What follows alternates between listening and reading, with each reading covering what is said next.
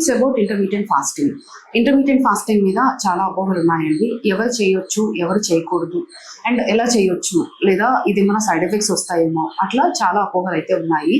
But వాటిలో like మనకి advantages ఉన్నాయండి, డిసడ్వాంటేజెస్ కూడా ఉన్నాయి దీనిలో. సో ఎవరు చేయొచ్చు అనేది ఫస్ట్ చూసుకుంటే కనుక మనం ఎవరైతే అన్కంట్రోల్ డయాబెటీస్ ఉంటున్నారో, లేదు ఎవరైతే అన్కంట్రోల్ హైపర్ టెన్షన్ ఉంటున్నారో, లేదు ఎవరైతే హైపోథైరాయిడ్ ప్రాబ్లమ్స్తో బాధపడుతున్నారు, and end up to 40 years లేదా 50 years ఏజ్ వరకు కూడా వాళ్ళకున్న స్ట్రెంగ్త్ని బట్టి ఇంటర్మీడియట్ ఫాస్టింగ్ అనేది ప్లాన్ చేసుకోవచ్చు. కాకపోతే కొంతమంది చేయకూడదు అనేది కూడా ఉందండి. కొంతమందికి సజెస్టబుల్ కూడా కాదు ఇంటర్మీడియట్ ఫాస్టింగ్.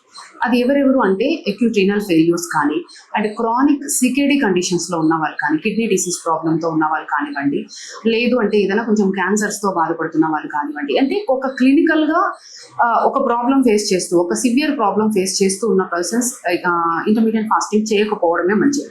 మోరోవర్ కొంతమందికి గ్యాస్ట్రిక్ అల్సర్స్ ఉంటాయి అండ్ కంటిన్యూస్ రిఫ్లెక్స్ అనేది ఎక్కువగా ఉంటుంది, వాళ్ళకు కూడా అంత సజెస్టబుల్గా అయితే కాదండి. And pregnant women and lactating mother వీళ్ళకి కూడా అంత సజెస్టబుల్ అయితే కాదు. అండ్ కొంతమందిలో మైగ్రేన్ ఇష్యూస్ అనేవి కంటిన్యూస్గా షూటప్ అవుతూ ఉంటాయి అండ్ కంటిన్యూస్ మైగ్రేన్ ఇష్యూతో సఫర్ అవుతూ ఉంటారు. సో వాళ్ళకు కూడా ఎలా ఉంటుందంటే, ఆకలి వేసింది అంటే వాళ్ళకి ఫస్ట్ మైగ్రేన్ స్టార్ట్ అవుతుంది. వాళ్ళకి ఆకలి అనేది స్టమక్లో స్టార్ట్ అవుతుంది, డెఫినెట్గా హెడ్ దగ్గర మైగ్రేన్ అంటే హెడ్ ఏక్ ద్వారానే స్టార్ట్ అవుతుంది.